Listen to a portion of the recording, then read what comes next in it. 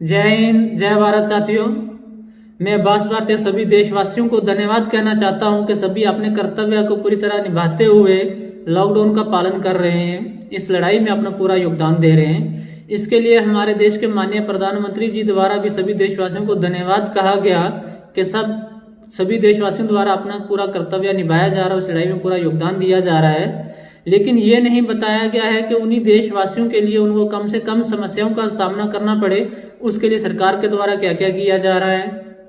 PM care में अभी तक कितना पैसा आया, कहाँ कहाँ पे यूज हुआ या कहाँ पे यूज होना है, वो नहीं बताया गया। जब फर्स्ट चरण के लॉकडाउन का अनाउंसमेंट हुआ था उसके बाद हमें आनंद विहार में एक बहुत बड़ी भीड़ देखने को मिली थी। तो सेकंड चरण में दोबारा से ऐसा ना हो, उसके लिए सरकार के द्वारा क्या किया गया है या क्या किया जाएगा उसके संबंध में कुछ भी नहीं बताया गया, जिसके चलते हमें बांद्रा में जो है दूसरे ही दिन इतनी बड़ी भीड़ देखने को मिली। दोस्तों, जब ये छोटी छोटी चीजें जो है इनको नोटिस किया जाता है तो उससे बहुत कुछ सामने आता है और बहुत सारे क्वेश्चन मन में आते हैं और सवाल भी बनता है कि जिस तरह देश के अलग अलग कोने में अलग अलग जगह के मजदूर फंसे हुए हैं, जो डेली वेजेस हैं, डेली कमाते डेली खाते हैं, यदि सरकार चाहती तो उन्हें उनके घरों तक पहुंचाया जा सकता था।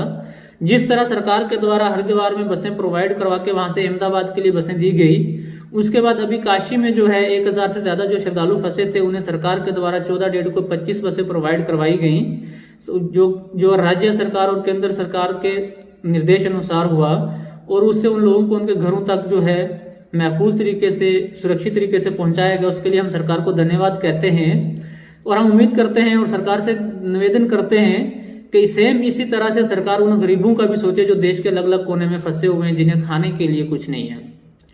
दोस्तों, जब हर एक चीज को आप एनालिसिस करेंगे, उसको देखेंगे, महसूस करेंगे, तो मन में बहुत सारे क्वेश्चन आएंगे।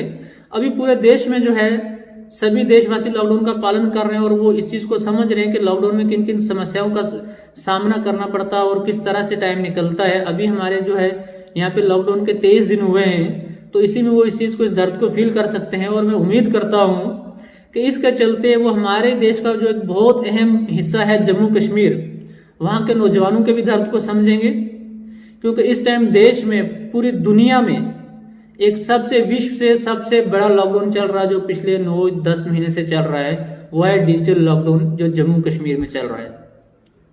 अभी जिस टाइम स्कूल कॉलेज सब कुछ बंद है, एक सोशल डिस्टेंसिंग को जो है उसका ध्यान रखा जाना जरूरी है। तो ऐसे में सरकार के द्वारा हर एक फैसिलिटी जो है ऑनलाइन प्रोवाइड करवाई गई है। इवन जो है कर्फ्यू पास भी जैसे जम्मू वगैरह में वो अनाउंस किया गया कि आप ऑनलाइन अप्लाई कर सकते हैं, जो क्लासेस हैं वो आप ऑनलाइन अटेंड कर सकते हैं। कोई भी आपको तैयारी करनी है, यूनिवर्सिटी की क्लासेस है, कोचिंग क्लासेस है, हर तरह की चीज जो है ऑनलाइन प्रोवाइड करवाई गई है, आप कर सकते हैं। तो ये सरकार के द्वारा बहुत बड़ा अनाउंसमेंट किया गया सबके लिए, क्योंकि हमारा भारत देश जो है डिजिटल इंडिया है। लेकिन इसी डिजिटल इंडिया में जो है, इसी भारत देश में एक बहुत बड़ा अहम हिस्सा जम्मू कश्मीर भी है, जहां की जनता पिछले 9 महीने से इससे महरूम है। तो अब इसमें बहुत सारे क्वेश्चंस आते हैं। जिस तरह के सरकार के द्वारा अलग अलग पॉलिसीज लाई जा रही है, जैसे पहले अभी इस लॉकडाउन के बीच डोमिसाइल लॉ को लाया गया और बहुत तरह की अलग अलग तरह की चेंजिंग की गई है, और अभी उसके बाद जो है 2G चल रहा है और 4G को रिस्टोर ना करना और उसकी डेट आगे बढ़ाकर 27 अप्रैल कर देना। तो दोस्तों, इससे जो है यहाँ पे मैं जम्मू कश्मीर के नौजवानों से एक निवेदन करना चाहूंगा और उन्हें एक सजेशन देना चाहूंगा और उम्मीद करूंगा कि वो इस बात को समझेंगे, वक्त की नजाकत को समझे और इस बात की बारीकी को समझे। पूरे देश में जिस तरह के भी प्रॉब्लम्स आ रही हैं, छोटे मोटे इशू खड़े हो रहे हैं, तो सब इश्यूज ऐसे होते हैं जिनका समाधान किया जा सकता होता है लेकिन किया नहीं जाता है। और उसके बाद मीडिया अपना रोल किस तरह का उसमें निभा रहा है, उसको किस तरह डाइवर्ट करने की कोशिश कर रहा है, देश के माहौल को कैसा करने की कोशिश कर रहा है, वहां से ये क्लियर होता है कि सरकार के द्वारा या कुछ पार्टीज के द्वारा पूरा प्रयास किया जा रहा है कि देश का माहौल जो है वो कम्युनल हो, उस हवा को बदला जाए। जिस तरह जम्मू कश्मीर के युवा जो है सफर हो रहे हैं, उनकी समस्याओं को जो है नजरअंदाज किया जा रहा है, उसे यही प्रतीत होता है, उसे यही सामने आता है और यही महसूस होता है वहां के JNK के नौजवानों को जो है कोशिश की जा रही है कि वो किसी तरह रोड पे आए, क्योंकि इस टाइम जो है 4G को रिस्टोर करना बहुत इंपॉर्टेंट था ताकि वो क्लास अटेंड कर पाए। अब ये अनाउंसमेंट कर दिया गया कुछ क्लासेस के लिए कि यदि स्टूडेंट ने जो अभी बंद है तो एग्जाम नहीं दे पाएंगे तो उनको ऐसे ही जो है नेक्स्ट क्लास में प्रमोट किया जाए। अब मैं यहाँ पे ये क्वेश्चन पूछना चाहूंगा, ठीक है आप नेक्स्ट क्लास में तो प्रमोट करेंगे, क्लास उनके आगे हो जाएगी, लेकिन जो उनका पढ़ाई का लॉस हो रहा है वो कहाँ से कवर होंगे? क्या कल को कम्पिटिटिव एग्जाम में जब वो बैठते हैं वहां पे भी उन्हें इस चीज की सुविधा दी जाएगी? अल्टीमेटली लॉस किसका हो रहा है? अल्टीमेटली जो है जे के युवाओं का लॉस हो रहा है। और सिर्फ ऐसा ही लग रहा है कि पूरी तरह से कोशिश की जा रही है कि उनको तालीम से, एजुकेशन से, शिक्षा से महरूम रखा जाए। आखिर क्यों? कब तक स्टूडेंट जो है सफर होंगे, कब तक जनता सफर होगी? आज जो है 2G की स्पीड ऐसी है कि अगर 2 मिनट की वीडियो होगी, आप सुबह बैठेंगे शाम तक वो कंप्लीट डाउनलोड नहीं होगी।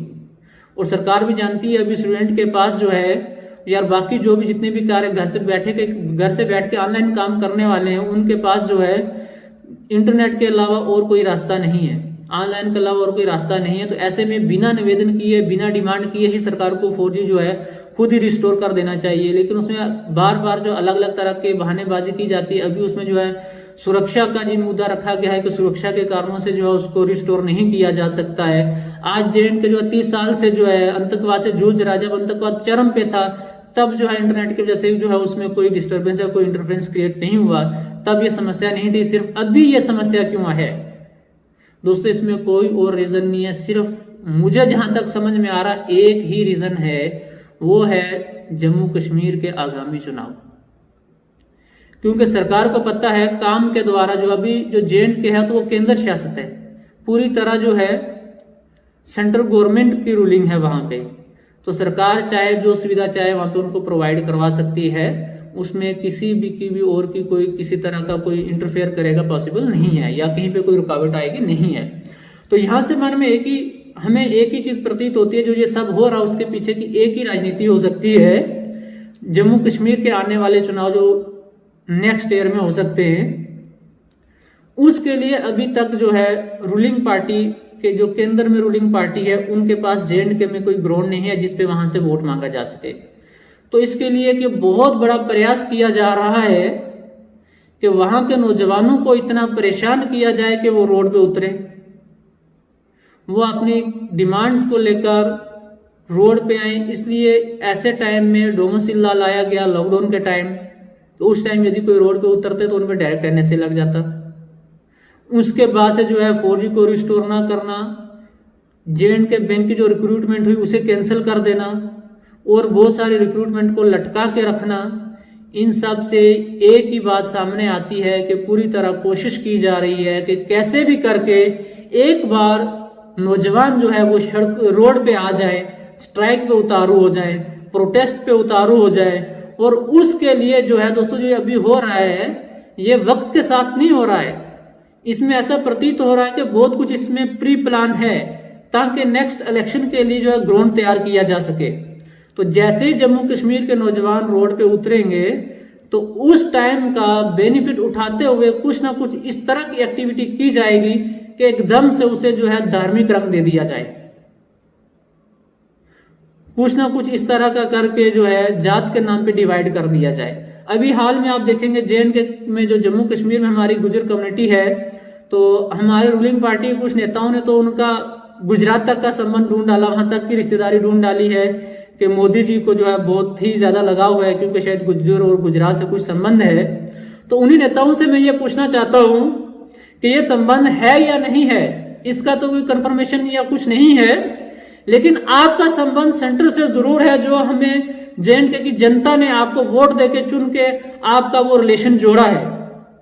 तो आप कृपया उस रिलेशन को भी सर्च करें कि जम्मू कश्मीर का केंद्र से क्या रिलेशन है, क्योंकि यूटी है, केंद्र शासित है।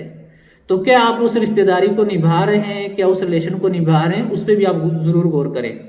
और यहाँ पे जम्मू कश्मीर के नौजवानों से मैं यही निवेदन करना चाहूंगा और धन्यवाद कहना चाहूंगा कि अभी तक सरकार के द्वारा अलग अलग पार्टी के द्वारा उनको डिवाइड करने की इतनी कोशिश की, लेकिन फिर भी सभी एकजुट हैं और अपने आपसी भाईचारा को जो है मेंटेन रखा। उसके लिए मैं जे के जम्मू कश्मीर के नौजवानों को सल्यूट करता हूं और आगे भी इसका पूरी तरह से ध्यान रखें, इसमें संयम बरतें और समझदारी का सबूत दें। पूरी तरह से कोशिश की जा सकती है आपको डिवाइड करने के लिए, धर्म और जाति के नाम पे बांटने के लिए, ताकि जिसके बाद पूरे जम्मू कश्मीर स्टेट का माहौल ऐसे बिगाड़ा जा सके कि जिससे इनके लिए अपने जो इलेक्शन के लिए ग्राउंड तैयार हो सके।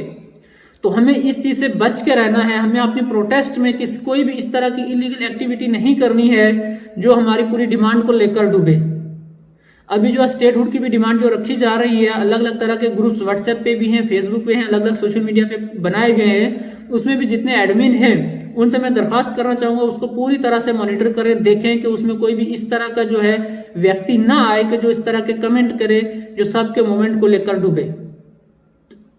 तो इस तरह की एक्टिविटीज हो सकती हैं, इस तरह से कुछ ना कुछ किया जा सकता है। इस टाइम में, प्रेजेंट टाइम में जो रूलिंग पार्टी है उसके जितने भी युवा कार्यकर्ता हैं जम्मू कश्मीर राज्य से, उनसे क्वेश्चन पूछना चाहता हूं कि आज आपको यह क्लियर करना होगा कि इस स्थिति में आप जम्मू कश्मीर के युवाओं के साथ हैं या आप अपनी राजनीति का शिकार हैं। ये चीज आपको वाजह करनी होगी। और यदि आप युवाओं के साथ हैं तो आपको ये आवाज उठानी होगी।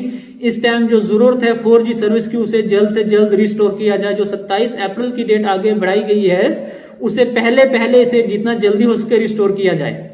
ये चीज तो बिना डिमांड किए ही जब से बंद हुआ था, सब चीजें ऑनलाइन थी, तभी से रिस्टोर हो जाना चाहिए था। लेकिन हमारे जो नेता है वो शायद ये नहीं चाहते हैं कि युवा लोग पढ़ लिख के आगे बढ़ें, क्योंकि जब पढ़ेंगे तो तब क्वेश्चन पूछेंगे। तो दोस्तों यहाँ पे इस चीज पे जो है क्वेश्चन बनते हैं, तो क्वेश्चन पूछने की जो है ताकत रखें, क्योंकि देश में जब कोई भी विपक्ष नहीं होता है, संविधान सभा में जो है बाबा डॉक्टर भीमराव अंबेडकर जी से, बाबा साहब से क्वेश्चन पूछा गया था कि जब देश में विपक्ष ना हो तो विपक्ष कौन है, तो उनके द्वारा बहुत ही सुंदर जवाब दिया गया था कि जो जनता है वो परमानेंट विपक्ष है। तो दोस्तों हमें विपक्ष की भूमिका को पूरी तरह से निभाना है और क्वेश्चन यहाँ पे पूछना है। हमने वोट दिया है, वोट देकर हमने अपने राइट नहीं बेचे हैं। हमारे राइट के लिए भी पूछना, मांगना, डिमांड करना भी हमारा कर्तव्य है। हम इस टाइम 4G का रिचार्ज करवा रहे हैं, सर्विस हमें 2G की मिल रही है, इतने टाइम से जो हमारा एक्स्ट्रा रिचार्ज जा रहा है वो कहाँ जा रहा है, क्या हमें वो वापस मिलेगा? यहाँ पे ये क्वेश्चन बनते हैं और युवाओं को खुद से क्वेश्चन पूछने चाहिए। और इस चीज को इस टाइम हम सब फील कर रहे हैं कि युवाओं की जो प्रतिनिधि है, लीडरशिप है, वो कहीं ना कहीं लैग कर रही है। हमारे द्वारा जो लीडर चुने गए हैं तो उनको युवाओं की टेंशन नहीं है। अभी अलग अलग पार्टीज के जितने भी यूथ लीडर हैं उनको आगे आना होगा एक प्लेटफॉर्म पे, इर्रिस्पेक्ट ऑफ उसके अपनी कोई भी राजनीतिक आपकी पार्टी है उसको न छोड़कर एकजुट होना पड़ेगा और अपनी डिमांड को आगे रखना होगा। और अपने अपने लीडर से सब ये क्वेश्चन पूछे कि क्या आपको हमारी चिंता है, क्या हमने आपको वोट देकर जो चुना था तो आप हमारे राइट्स के लिए लड़ सकते हैं। और यदि आप अपने नेताओं से ये क्वेश्चन नहीं पूछ सकते, क्वेश्चन पूछने की हिम्मत नहीं हो पा रही है किसी भी कारण से, तो फिर खुद से क्वेश्चन पूछें कि क्या हमने सही नेताओं को चुना है, क्या हमारे प्रतिनिधि सही हैं। तो मैं उम्मीद करता हूं मेरे सभी भाई, सभी बहन, सभी दोस्त, सभी जम्मू कश्मीर के नौजवान इस टाइम वक्त की नज़ाकत को और जो देश में एक्टिविटीज़ हो रही है उसके बाद जो मीडिया अपना अपना रोल अदा कर रहा है, जिस तरह की हवा देने की कोशिश कर रहा है, उस चीज़ को समझेंगे कि किस तरह की और क्या कोशिश देश में और जम्मू कश्मीर राज्य में की जा रही है, तो उसके से बचने का प्रयास करेंगे। कोई भी इस तरह की एक्टिविटी नहीं करेंगे जो इलीगल होगी। पूरी तरह से संविधान का पालन करेंगे, लॉ एंड ऑर्डर को पूरी तरह से मेंटेन रखते हुए जो है अपने राइट्स की डिमांड करेंगे। जय हिंद, जय